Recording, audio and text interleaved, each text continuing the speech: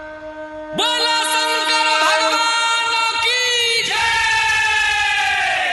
रब सावन में गजा पी के झापर भोले बाबा के कबर पर कोना गली तोर घर कौन गाजा पी लेलिए होशे छे एको रति रास्ते बिसर गेलियो कोना छे मानो पर तो गाजा में तो बहुते नशा छलल कोनो रास्ता से हमरा अपने न था छो लोकेशन चालू कर रे। हां चालू कर हमहू बिसर गेलिए चालू कर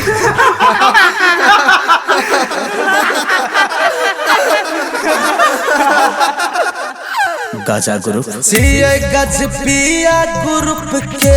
बम रे महाकाल गज पिया ग्रुप के बम रे नहीं चिया के करो से कम रे गज पिया ग्रुप के बम रे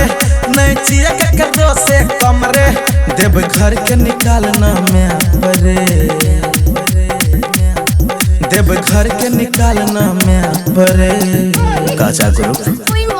रहबे सावन में गाजा पी के झाप पर रे भोले बाबा के गोबे गया पर रे रहबे सावन में गाजा पी के झाप पर रे भोले बाबा के गोबे गया पर रे की बोले दुनिया ने छे हमरा गम रे भोला के भक्ति में छिए मगन रे भोला के भक्ति में छिए मगन रे गाजा भांग भले पिए छिए हमरे भोला बाबा के से यह पसंद रे भोला बाबा के से यह पसंद रे देवघर चल मारे चिलम में दम रे देवघर चल मारे चिलम में दम रे बोल बम बम रे रहबे सावन में गाजा पी के झाप पर रे भोले बाबा के गोबे गया पर रे रहबे सावन में गाजा पी के झाप पर रे भोले बाबा के गोबे गया पर रे महाकाल बम बम भोले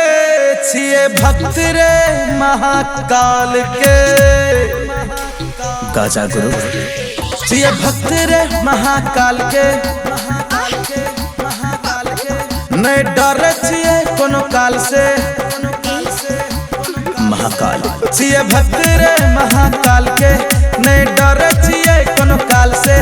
बोल बम लिखल वाला ले क्या पर रे क्या क्या क्या क्या क्या पर रे बोल बम लिखल वाला ले क्या पर रे रहबे सावन में गाजा पी के झाप पर रे भोले बाबा के गोबे गया पर रे रहबे सावन में गाजा पी के झाप पर रे भोले बाबा के गोबे गया पर रे अभिषेक हेरे गाजा भर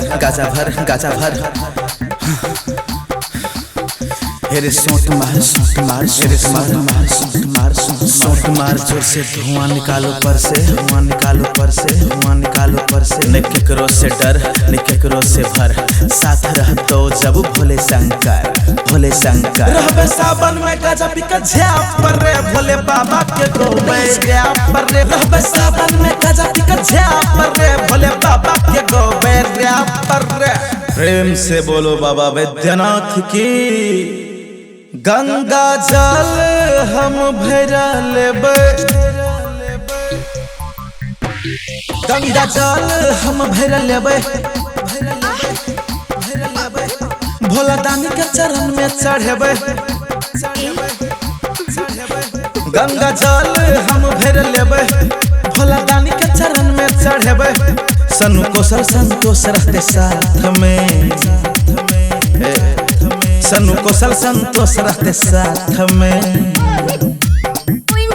रहबे सावन में गाजा पी के झाप पर रे भोले बाबा के गोबे गया पर रे रहबे सावन में गाजा पी के झाप